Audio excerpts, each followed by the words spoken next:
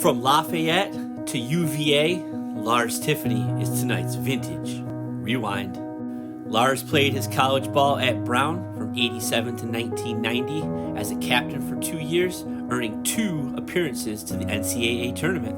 In 1990, Lars made an appearance in the North-South Senior All-Star Game.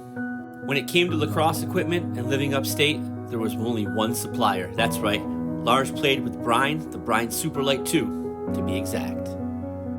Lars shared with me that he had a mix of stringing between mesh and traditional. When it came to mesh, he would string it, but when it came to traditional, he relied on someone else to string up those sticks.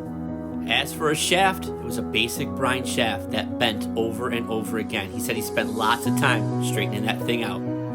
When it came to the gloves, of course, it was the Brine L35. Shown here, actual pair of Lars's gloves from back in the day. Gloves weren't the only thing that Coach Tiffany kept in his office. He also had his original bucket from back in the day. Here it is right here. Had 4 red decals on it to start with, which they changed up to 3 red and 1 black for a fallen teammate, Jimmy Tepper. Lars also shared with me that he wore pads up until 1990 when the NCAA didn't require them anymore, and he just did not wear those pads. He said as a defenseman, they just weren't that critical. If that's not enough, Lars also shared with me that he had 1 pair of cleats that he wore for all 4 years. How crazy is that? That's it for the Vintage Rewind, but I know what you guys are thinking. Let's talk about this stick right here. It was a gift from Joe Solomon, made by the late Elvie Jacques. That's right, you will see Coach Tiffany on the field warming up his goalies with this stick.